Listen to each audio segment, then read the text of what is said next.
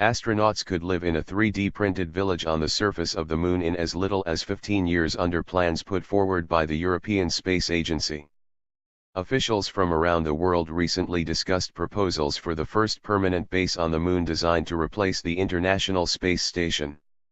They proposed using 3D printing technology to create a series of permanent structures using the lunar soil, known as regolith, which could use to house astronauts by 2030. This lunar village could be used as a settlement for the first humans to live in a permanent base on the Moon, while also supporting new types of scientific research. The base could also serve as a staging point to launch future missions to other planets, such as Mars. ESA has begun to take a lead role in the push to establish a base on the Moon after NASA said it does not intend to be the lead in future manned missions on the lunar surface. Instead, the American Space Agency is focusing on sending humans to an asteroid and then onto the surface of Mars. However, Jan Werner, who took over as Director General of ESA in July, has said he is keen to send humans back to the Moon. Speaking to Le Temps, he said, "Abandoned by man for 43 years, it remains the only planet attainable by human missions with current technology, but remains poorly understood. For scientists, if the Earth has changed massively since its formation due to vegetation and animals, the Moon constitutes a silent archive of the solar system." He said he wanted to see a lunar base becoming the replacement to the International Space Station, which is currently orbiting the Earth. He described a vision to establish a village on the Moon with multiple countries from around the world that could serve as a base for scientific, space tourism and even mining activities on the Moon.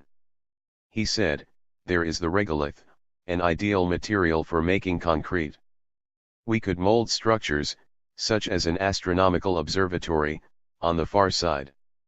Space exploration experts from around the world met in Norwich, the Netherlands, last month for the ESA-led international symposium entitled Moon 2020 to 2030, a new era of coordinated human and robotic exploration.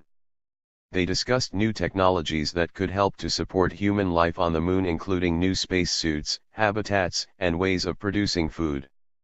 Some of these technologies, such as greenhouses being used to grow salad and other planets, are already being tested on the International Space Station. Laurent Pambagian, from ESA's Materials Technology section, outlined technology his team have been testing to print construction blocks out of the lunar regolith. He added that 3D printers can produce between 6.5 feet and 11 feet, 2 meters and 3.5 meters, of material an hour, meaning an entire structure could be produced in a week.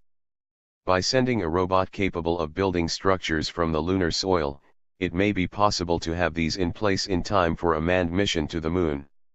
Speaking in the past about the 3D printing technology, Mr. Pambagian said, "Terrestrial 3D printing technology has produced entire structures. Our industrial team investigated if it could similarly be employed to build a lunar habitat."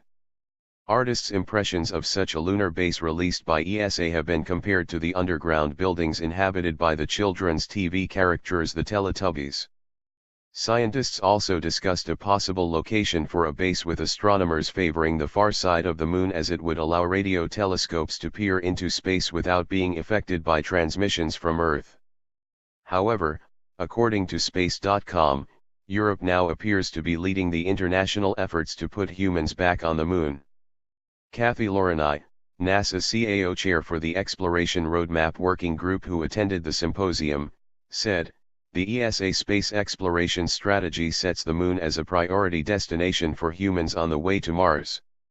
The recent talk of a Moon village certainly has generated a lot of positive energy in Europe. The timing is right to get started on the capabilities which allow Europe to meet its exploration objectives and ensure it remains a strong partner as humans begin to explore the solar system."